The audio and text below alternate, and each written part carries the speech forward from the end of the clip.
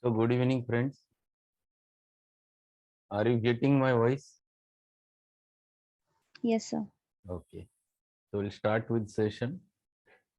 So, dear friends, we have finished certain characteristics of the vital force in last lecture. So, we have started with the aphorism number 13. Before that, we have learned regarding the role of vital force in the process of recovery.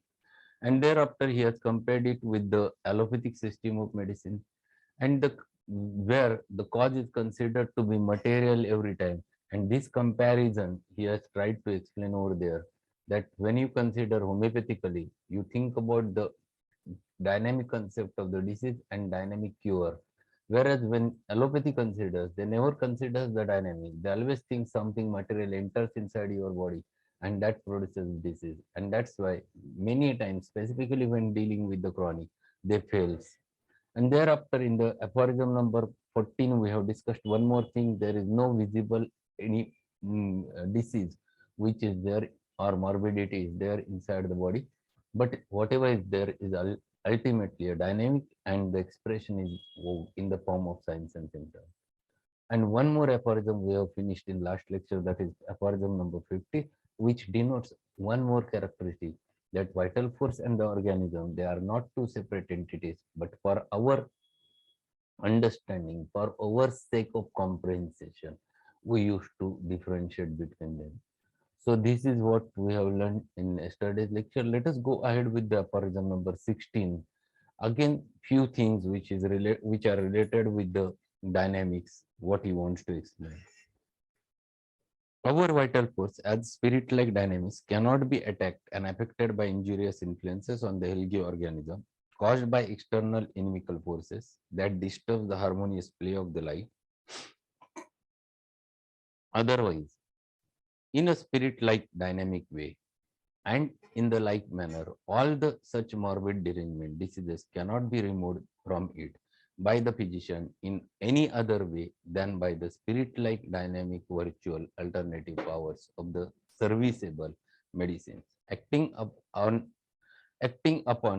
our spirit-like vital force, which pursues them through the medium of sentient faculty of nerves everywhere present in the organism, so that it is only by their dynamic action on the vital force that remedies are able to re-establish and do actually re-establish health and vital harmony. After the changes in the health of the patient, cognizable by our senses, the totality of the symptoms have revealed म्हणजे प्रकट करणे, to show, to express, have revealed the disease to the carefully observing and investigating physician as fully as was as fully as was requisite in order to enable him to cure it. Again, he has tried to explain the concept of disease, and he wants to impose on your mind that whenever you are treating this disorder, first thing you must understand this: whatever the disease is there, it is caused because of dynamic entity. It is the result of something dynamic which affected the human internal dynamics, ultimately expressing in the form of signs and symptoms. So what comes out is nothing but the totality of the symptoms with which you have to find it out a remedy, which should be dynamic one. This is more important. This is too important, in fact. If the disease is dynamic, the treatment should be dynamic. It is not like that. If disease is dynamic and if you are treating it with material, you never get the desired results. You cannot get cure over there. You cannot find it out cure. Only thing, sometimes palliation is definitely there because of strong medicines which are used in allopathy. But if you use the dynamic medicine and the basis of symptom similarity, you will definitely get a cure at the same plane, and that cure is the perfect cure. It will be permanent cure. So in this aphorism, he wants to explain two important things. No disease is caused because of material entity. And second important thing which he wants to explain, that if the disease develops because of dynamic cause at the dynamic plane, it should be treated with the dynamic remedy on the basis of law of similars. These are two important things which he wants to highlight in this aphorism, that no material agency caused the disease. It is the dynamic influence which is responsible to produce the disorder. And second important, that it should be treated with the simillimum, and it should be given in dynamic way which acts in the same plane. One more aphorism will go. These are the aphorisms which we have to just learn, understand. I have explained one example in yesterday's lecture, how this dynamic derangement develops a material disease.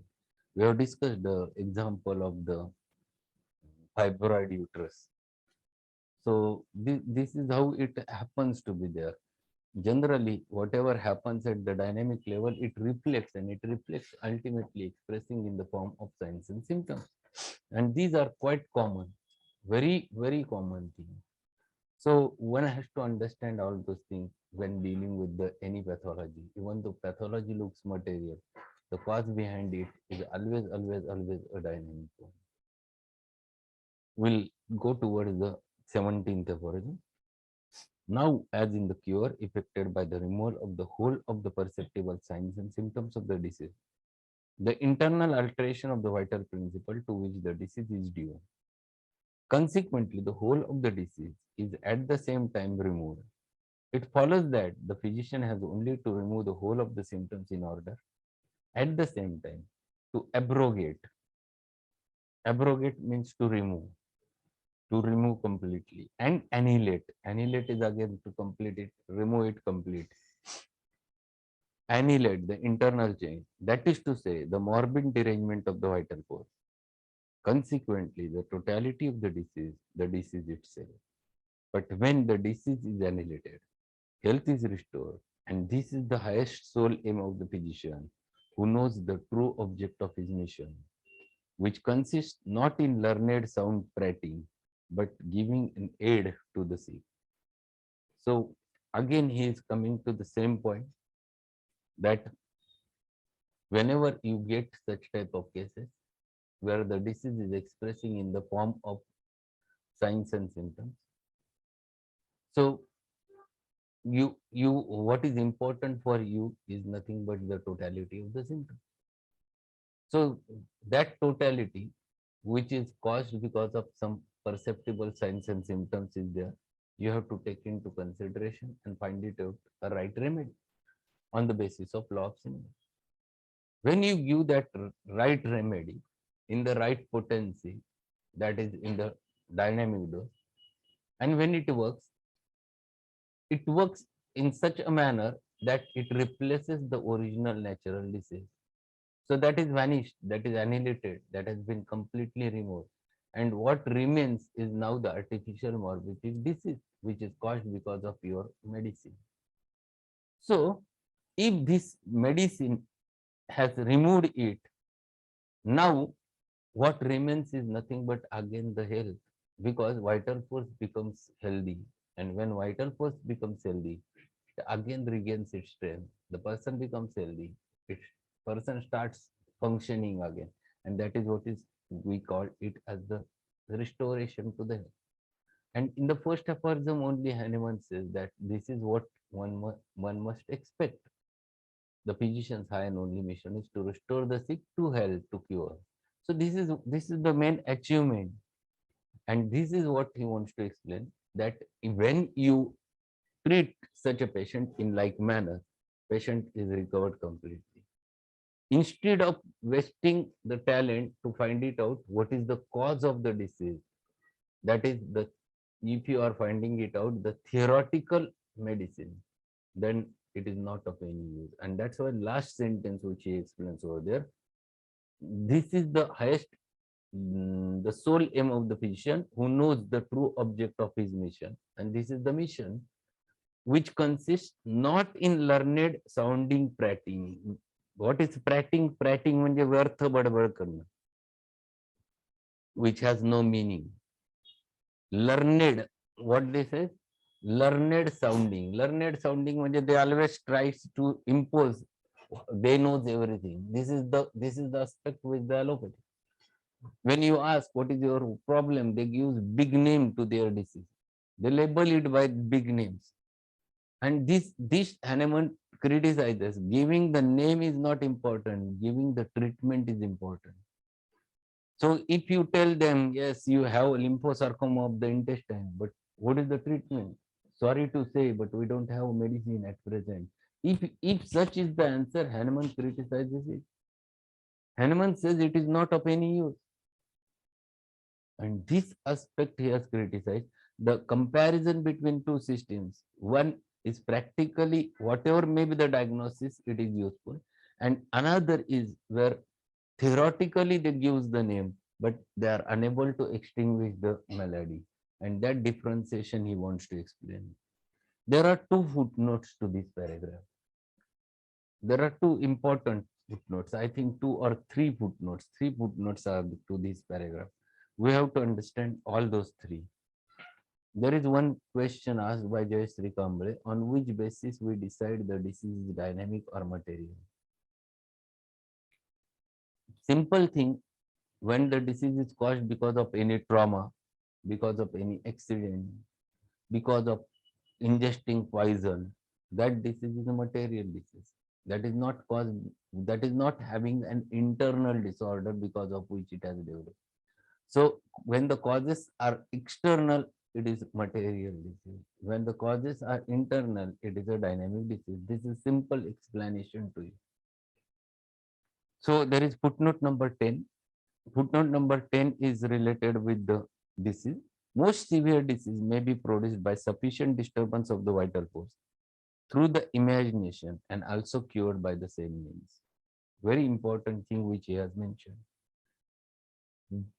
Most severe disease can be produced because of sufficient disturbance of vital force through the imagination. What is imagination? Any example anyone can consider how the imagination can produce the disease. If you are a psychotic person and either you are a teacher, someone comes to you and someone talks to you, yes, sir, just we met that sir, that teacher, and he is talking about you and he is saying that you are doing very wrong work. But that's all, that is the thing, that they have imposed the poison in you. That poison is the dynamic poison. And if you are a psychotic, what will happen? You start imagining. Immediately you start imagining. You start why that fellow has said so and so. And immediately you start reacting. To whom you are reacting? You are not reacting to others. You are not reacting to that fellow. You are reacting to your own imagination. It starts over there immediately. The thought starts running over there.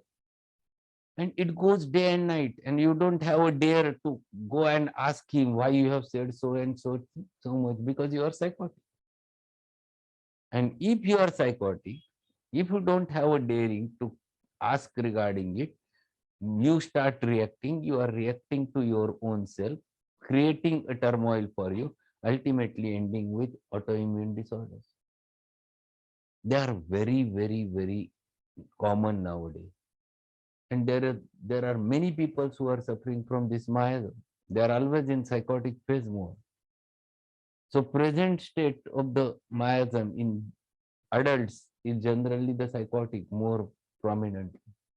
And because of which these imaginations can lead to a severe disorder. So that is one thing which he is explaining over there. Another footnote is there, footnote number 10. A warning dream, a superstitious fancy म्हणजे काय कल्पना, or a solemn prediction. Solemn म्हणजे according to some laws, prediction means bhavishya, or a solemn prediction that death would occur at a certain day or at a certain hour has not unfrequently produced all the signs of commencing and increasing the disease.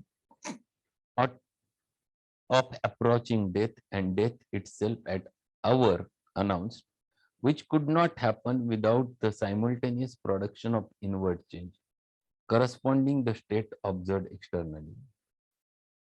And hence, in such cases, all the morbid signs indicative of approaching death have frequently been dissipated by an identical cause, by some cunning deception or persuasion to a belief in the contrary, and health suddenly restored, which could not have happened without the removal by means of this moral remedy of the internal and external morbid change that threaten the death. So he has given simple example how this superstitious fancy or how this imagination can produce a disorder. What he explains over there, he says that you get a dream and it has been imposed on your mind since childhood. When you get a dream early in the morning at the dawn, it always becomes a truth. This has been told to everyone. And what happens? You get a dream that you are going to die at 12 o'clock. What will happen? You start imagining. Immediately you start imagining. Your thoughts will run towards that. Your first question arises, how can I got this dream early in the morning only? So it will definitely become true. Then you start worrying. Then you start getting the little bit palpitation. Then automatically fear develops, anxiety develops, the heart rate increases, and you'll feel that yes, you're going to die. The symptoms which were not there starts appearing. So this is how imagination can lead towards the disorder, because mind and the body, they are not two separate entities. It is, they are unique, they are united. So whatever happens at the thought level immediately reflects in your body language, immediately reflects in your through your body. It starts expressing, it starts producing its, and when it starts expressing in this manner, then immediately a disorder develops. So this disorder is caused because of, not because of anything enters in your body, but this disorder develops right from inside, a disturbance at the level of mind. This disorder is the result of a dynamic thing which happens over there. Now he explains that if you want to remove this dynamic disorder, no material can remove the fear. If you give to this patient a tranquilizer, what will happen? Patient will sleep with the help of tranquilizer, but his fear will not disappear. His anxiety will not disappear. Temporarily, he might feel better because you have given strong medicine, but patient will not be cured because the disease has happened at the dynamic level, unless something which is stronger than, in such a sense, which happens in his life, then and then this thought might disappears from the mind, or either you have to give a similimum which has the similar symptoms. He has given one example. If you want to remove this disorder, either you have to deceive the patient cunningly. Sometimes such a things which you have to do. These are very important things in practice.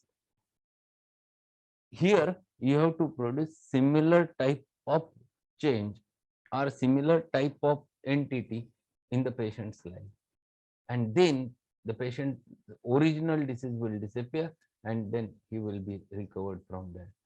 This happens only when the things happens at the mental level or dynamic level.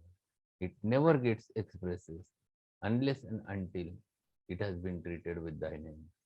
So dynamic disorder always requires a dynamic remedy to get it treated on the basis of law of similars, or either sometimes you have to use a little bit cunning deception. That is the word which he has used over there. This is one thing which you can utilize in your practice. Sometimes what happens when you do homeopathic practice, one patient comes from the family You understand that patient, you treat that patient, and that patient feels better. Then automatically the rest of the members starts coming to you, and whole family becomes your patient.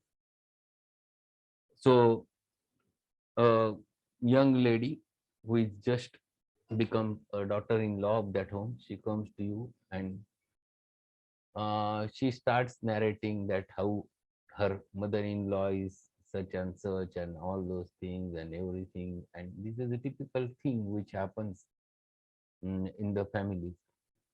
So what is your duty? First listen and tell her, you are saying like that, but your mother-in-law was there with me 2 days back, and she was appreciated. My daughter-in-law is so good. She is not looking after all those things, and she has told me everything good about you. How can you are saying like this? She has appreciated you a lot. I'm very happy after listening that. What has you have done? You have changed the axis. Then when her mother-in-law comes, tell the lie again. This is called as cunning deception. You tell lie and you treat that, the disorder will be treated at the dynamic level with the dynamic homeopath. Finished. That's all. No homeopathic medicine is required in such types of cases. And this is what he wants to explain over there. Such types of cunning deceptions can be used, and then only certain things can be cured. But no material medicine can cure such a thought. And one more footnote is there. See, these footnotes gives you and very important things. One more footnote is there, 11 number. It is only thus that God. See, Hahnemann was very religious. Many times he has used the word God. He has used the preserver of health. He has used the word divine. All those. He was very religious. That is his rubric. It is only thus that God, the preserver of mankind, could reveal his wisdom and God goodness in reference to the cure of the diseases to which man is liable here below, by showing to the physician what he had to remove in the diseases in order to annihilate them and thus re-establish the health. But what would we think of his wisdom and goodness if he had shrouded in mysterious obscurity that which was to be cured in diseases, as is asserted by the dominant school of medicine, which affects to possess a supernatural insight to the inner nature of the thing, and shut it up in the hidden interior, and thus rendered it impossible for the man to know the malady accurately, consequently impossible for him to cure. See, very nicely he is explaining what happens when a patient comes to you. Generally, if patient comes to you directly instead of taking any allopathic medicine, he comes to you because he has some certain signs and symptoms, and that is an expression of his deceased vital force. You don't know where the fault is. You don't know inside of the human being that dynamic where the fault has happened, but you know that fault has happened only through the signs and symptoms. So it is quite easy to find it out a right remedy on the basis of totality of the symptoms. But generally, if this patient goes to the allopath, so he has a certain skin disorders where he had lot of itching, lot of burning, and he is better by scratching. He scratches until it bleeds. He keeps it inside the water, cool water, and he feels better. And he says that when I remove it from it, again the itching starts, burning starts. And he was just scratching in front of you. You yourself feel disturbed because of it in such a manner if he is scratching. So this was the symptom with which he has approached allopath.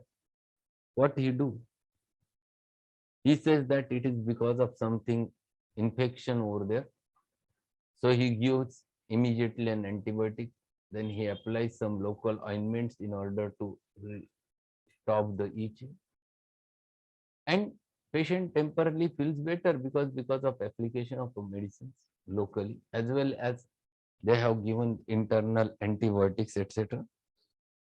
And after some time, after some days, he again started getting the problem.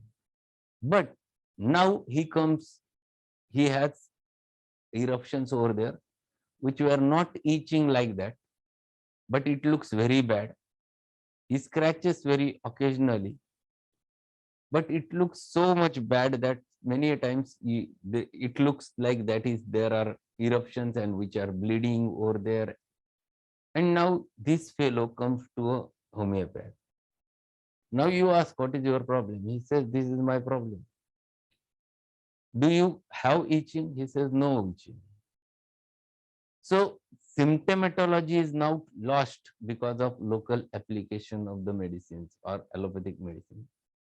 The easily curable disease now becomes difficult to cure, but because that disease has lost the symptoms. Earlier remedy was very clear. What was the remedy? The remedy was very simple. Eruptions all over the body or on the extremities, severe itching, scratches until it bleeds. It is burning, better by keeping it in water. Very simple remedy. I expect. Yes, yes, simple. It is so simple. Sulfur is the remedy. But now this patient who has lost his symptoms and comes to a homeopath, now it becomes one-sided. Now this disease has become one-sided. What do you mean by one-sided? Now it doesn't have any symptoms. And when it doesn't have symptoms now, only a sign, then it is quite difficult to treat that patient with the help of medicine. So what he says at the last, shut it up in the hidden interior and thus rendered it impossible for man to know the malady accurately, consequently impossible for him to cure. And this is what he wants to explain, that because of the allopathic medication, many a times the curable disorder becomes incurable. The earlier it was very functional, very functional, expressing at all functional levels and very easy to find it out a right remedy, which is lost because symptoms are lost. And you get in your practice many a time such badly treated cases, which becomes difficult for the homeopath to treat. So today we have learned these two aphorisms, out of which we have learned few important things, that comparison between the homeopathy and allopathy. In homeopathy, we give so much of importance to the totality of the symptoms. As compared in allopathy, they give importance only to considering with supernatural power that what is wrong with the patient inside, and at the same time by local measures. Because of homeopathic treatment, it is possible to come to the right remedy on the basis of totality of the symptom. But when allopathic medicine is used, the dynamic disorders never gets treated or cured. And he explains that all the disorders which happens or develops from inside are dynamic enough, and those are treated or those can be cured only with dynamic homeopathic remedy. They are not curable with material medicine. And in this last footnote, again he compares homeopathy with allopathy. Because of allopathic medications, the symptomatology gets completely obscured, and then it becomes rather difficult. So we'll stop over here. Tomorrow we'll continue with next aphorism. Yes, Madhu, your question is still to be answered. Yes, uh, you have asked that how to administer the elempotency. I'm not following Hahnemann regarding the administration of the medicine. The method of administration which he has explained is rather difficult to follow, and patient feels it is very difficult to go with that method. And then patient leaves your treatment because of the harassment. My suggestion is that make it simple. if you are giving the LM, most mild potency is the LM potency. Most mild. You can repeat it safely. It cannot cause any type of aggravation, and most mild. I generally nowadays I have started, instead of giving it in water also, I am giving it directly in the dose form. I used to prepare dose. I used to keep one pill of the inside the sacchet, and that pill should be taken early in the morning in the empty stomach. I ask the patient to consume it at 4 o'clock, 3 o'clock, 5 o'clock, whenever he wake up and the sleep. Ask him to take, and don't take water over there. And daily one dose I used to give. The I'm finding it out very good results with this, and it is becoming more convenient for the patient. Second important thing, it is very convenient to send by courier. Liquid potencies you cannot send by courier. This is simple way. I used to prepare 30 doses of 1 month and I used to send them. So it becomes simple to take also, simple to dispatch also, and working very nicely. So this is my application. I never care that whether people says says I'm classical or not classical, or I'm Hahnemannian or not Hahnemannian. It doesn't matter for me. My intelligence says I used to use. Yes, with the sugar of milk. Yes, definitely. One globule of the sugar of milk and daily one dose. This is what I'm doing, and it is working very nicely. I used to give it in empty stomach, and daily one dose. I used to give one dose.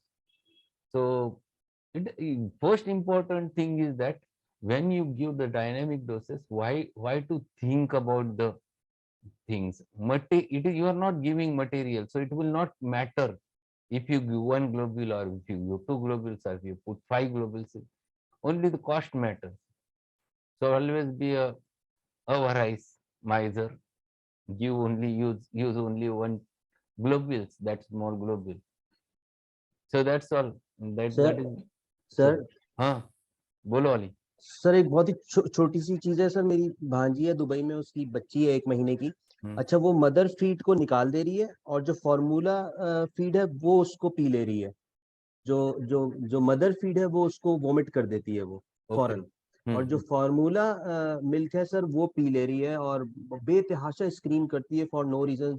अलबत्ता उसका पेट भी थोड़ा सा stiff हो जाता है, लेकिन ये एक चीज बड़ी पिक्यूलियर थी, मैंने कहा मैं आपसे शेयर करूंगा कि वो Just find it out. Rubric aversion to mother's milk. All right sir, It is there in the repertory. Right You go right through sir, that, you will get the remedy. All right sir, Yeah, it is there. Thank you, Aversion to mother's milk. It is there. Okay. Thank you sir, thank you. Okay. So we'll have. Sir, So, yes. sir, I want to ask one question. Hello. We'll Yes, do it sir. tomorrow. Only 5-6 seconds are remaining. Okay, I sir. will answer your question tomorrow. Okay, sir. Okay. Thank you, sir.